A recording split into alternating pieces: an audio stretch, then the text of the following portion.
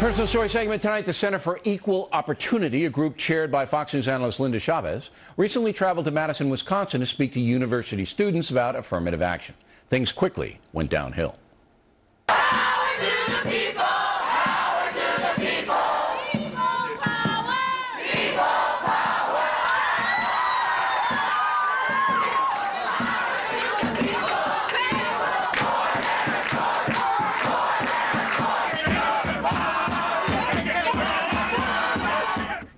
All right, joining us now from Denver is Linda Chavez. First of all, before we get to that interruption, what is the main point that your group wants to get across at the University of Wisconsin and other places? The main point.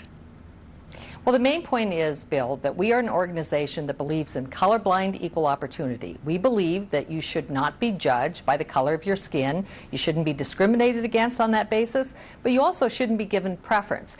And so what we've done over the course of the last 16 years is to study the admissions policies at various universities across the country to find out what role race plays in admissions. And our latest study, which was released this week, was at the University of Wisconsin. And what we found there was that race plays a huge role in deciding who gets in. Blacks and Hispanics are favored, whites and Asians are unfavored. How much are they favored, blacks and Hispanics? How much advantage do they have?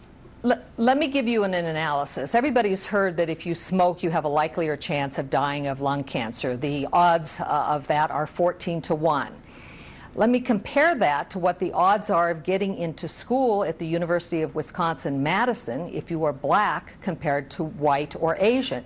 You have a 576 times greater chance of being admitted if you're black with the same grades and test scores as if you were white or Asian. All right, so race if your plays scores a are huge the factor. same, you're going to get admitted, whereas a white person might not or an Asian might not. If your scores are That's lower, exactly right. if you're a black or Hispanic student in high school and your scores are lower than the competing white or Asian student, you can still leapfrog over that. You're still going to get admitted. That's exactly right. In fact, the highest scoring students who were black or Hispanic actually scored lower than the lowest quartile of white and Asian students. So it's a huge factor. Okay. Now, the chancellors at the university are unrepentant. I mean, they don't like you. They don't want to hear it. They did give you permission to come on campus, but they also gave those students permission to disrupt your proceedings, correct?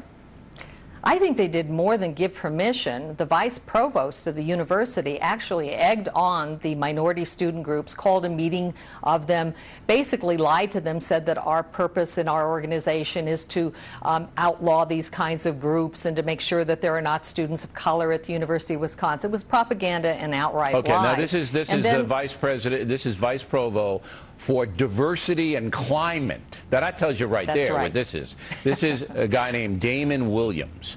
All right, he's, again, vice provost for diversity and climate. I guess the climate in Madison, Wisconsin is cold, but they do have a provost for climate up there in Wisconsin. So he's a loon, and he said, quote, "I'm most excited about how well the students represented themselves," and show some more B-roll of how well the students represented themselves, "the passion with which they engaged, the respectful tone in how they did it, and the thoughtfulness of their questions and interactions." Now, in your opinion, Ms. Chavez, were the students respectful to your representatives who were trying to get their point across at the school?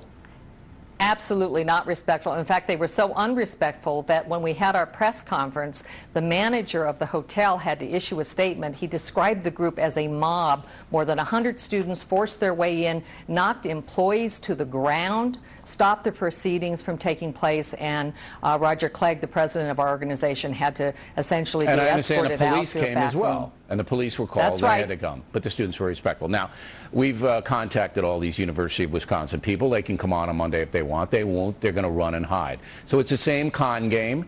It's, we're going to do what we want, even though it's a state-run institution with taxpayer money. Okay? We're going to, admit who we want. And if you don't like it, we're going to shout you down and have a mob mentality. Do I have it correctly? That is exactly right. They don't want to debate ideas. They don't. We're always in favor of debating ideas. They want to shout you down. All right. Linda, thanks very much as always. Plenty more ahead as a factor moves along this evening.